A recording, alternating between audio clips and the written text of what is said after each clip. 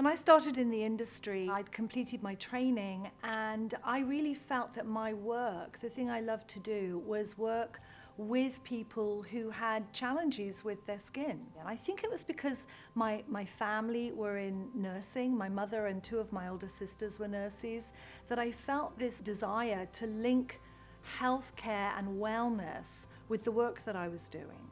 But when I graduated in the mid-70s, it was all about beauty and pampering and luxury. I just couldn't connect to that with a sense of purpose. And so I felt strongly that my work would probably be focused in acne and working with people who really needed somebody who'd been well trained to connect and resolve those issues for them. When I emigrated to the United States in 1983, my intention was to get a job working in a salon. I hadn't thought I was coming here to start a company or a training company. I had a teaching credential in skincare by that stage. And when I got here, first of all, there was a 10.4% unemployment rate in the state of California. Secondly, I couldn't find any salons to interview at. And all the salons I could find, I was in Los Angeles, were in Beverly Hills, super expensive and very sort of European ritzy. And I thought, well, where are all the, everyday skincare salons? I got my license here in the state of California. My original license said cosmetician, and then my most recent license still says esthetician. I believed I was a skin therapist because what I was doing was not about beauty, it was about therapeutic action on the skin.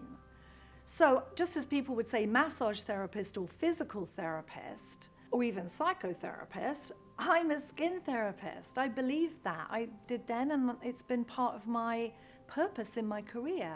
When I went on these early interviews, it became quickly apparent that the training, the education in California at that stage was really way too brief to equip somebody with a skill set that they could be successful with. It was 600 hours. It's still 600 hours. Only 7 of the 50 states even had a license. In some states, you could just be grandfathered in because you were a hairdresser, or you'd come from Europe with a license or training there and they just grandfathered you in the state that you were in. And California had a separate license with an exam, which I took and passed, and I realized the big gap was in education. I just couldn't stand the fact that there were so many skin therapists becoming trained as estheticians that wanted to have great results on the skin and didn't have the skill set to do it. I had a teaching credential to teach that, and so we set up in December of 1983 the International Dermal Institute. I'd spent that year teaching at Takara Belmont, who sold skincare equipment. I was teaching a Monday class and I realized, oh my goodness, these students that are coming to hear me a one-day demonstration, they really want to understand how to give the treatment. And give a treatment, not just do a treatment like a mechanic, but really connect themselves to it. And I felt absolutely determined that that was what I was meant to be doing.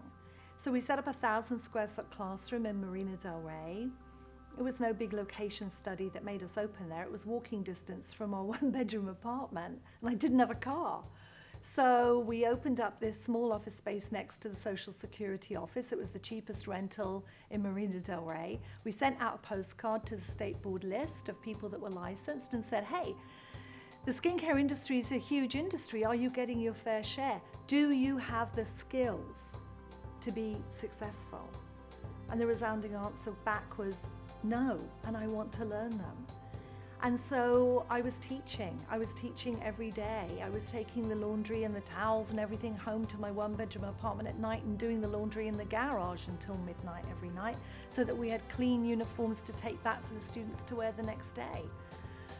I would sit on the dryer in the laundry room in the basement of that apartment building, and I'd sat on the dryer so I could hold it for myself, because you'd put the washing in, and if you just went back up to your apartment, somebody would have grabbed the dryer and I'd be there till 2 in the morning. So I sat on the dryer watching the washing machine going around.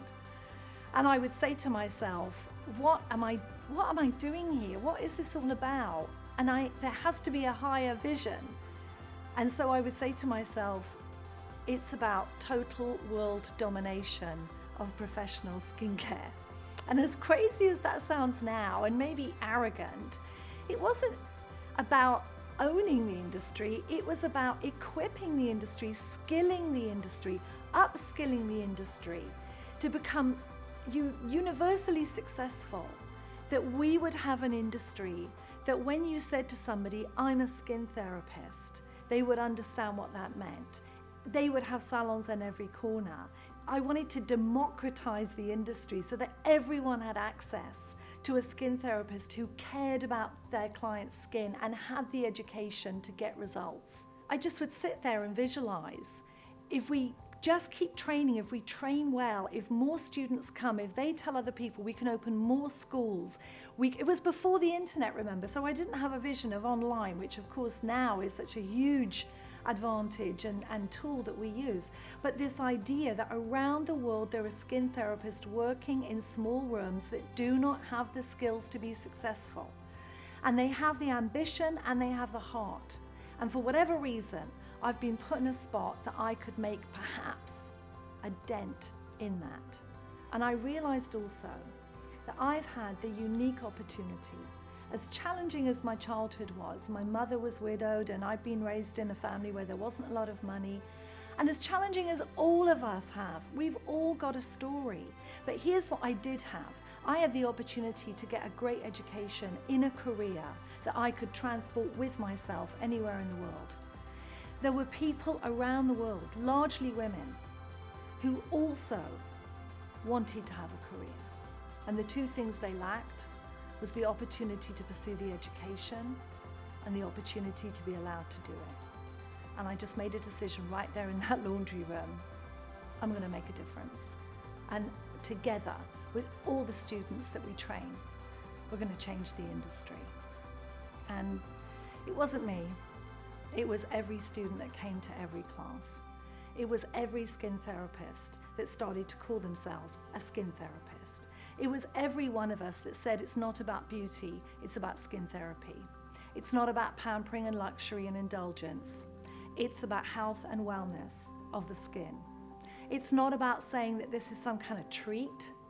It's a treatment. It's not a facial, it's a skin treatment. This has nothing to do with something superficial. This has to do with empowering an army of skin therapists, upskilling them, empowering them to have a career of their dreams. And in turn, making sure people have amazing skin as a result. And that's where Dermalogica came in 1986. We had to have a product. We need to be armed with a product that could get us those results. And that was the next mission, Dermalogica.